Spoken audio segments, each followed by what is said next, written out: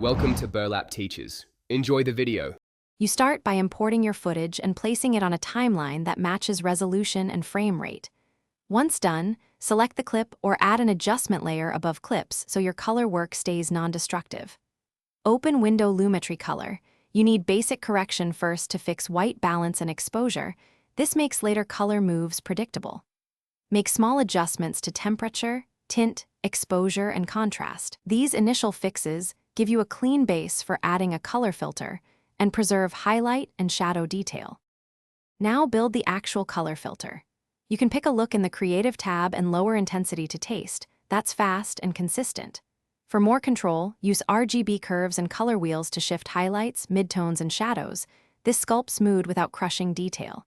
If you need selective color, maybe teal skies or warm skin, use HSL secondary to sample the hue, refine the key, add a mask, and feather it. Track the mask if the subject moves. This keeps the filter locked to the area. Finish by rendering the timeline to preview smooth playback, then export using a color space that matches delivery, typically Rec. 709 for video. Make sure to check at 100% and compare before versus after. If it looks too strong, lower the adjustment layer opacity or save a Lumetri preset so you can reuse the filter across projects. If colors clip or skin looks unnatural, reduce saturation, pull highlights down, or enable preserve highlights/shadow.